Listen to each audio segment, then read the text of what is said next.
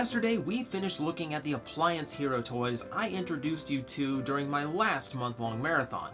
But said marathon had other toy lines that were unfamiliar to most, and one of them actually has superior DX versions released, and I wanted to show you one of those for comparison. Let's go back to the XIG fighters.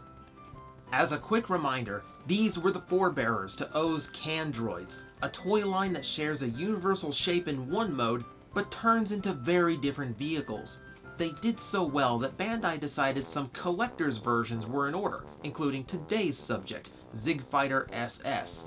In container mode, it's admittedly not much to look at. From the gunmetal gray plastic and the subtle airbrushing along the panel lines, you get the idea how much more attention got put into this than the basic Ultraman Gaia toys before. You can also feel the weight in this mode, because the core of this thing is solid die-cast, because that's what collector's toys have all the time. It's really made for the vehicle mode though, which is why this doesn't look nearly as solid as the first toy did in the container mode. The transformation of the vehicle is much the same though. Fold sides down, pop nose cone out. You will notice two of the fins are on hinges to allow them to overlap in container mode, which is a simple change to allow it to work without compromising the design. In fighter mode, you can definitely see how much work went into it. All of the plastic is cast in gunmetal gray. Everything you see blue is painted, along with all of the silver and the touch of red in the center.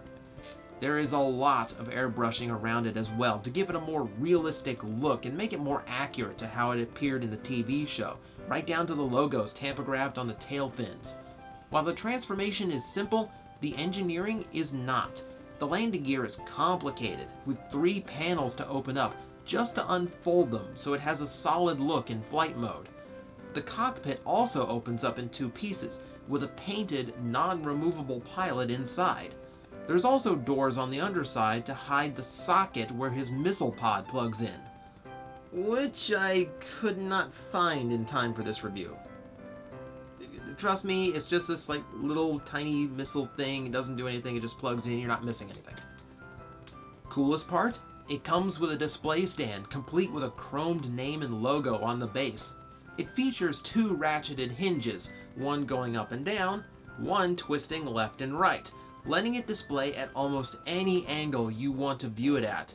Really one of the best stands I've ever seen. Sadly though, there's only a couple of these, as it doesn't seem they sold well when they were released. While I admit I do kind of enjoy playing with the simpler original versions better, these are really impressive upgrades, and should please any Ultraman Gaia fan.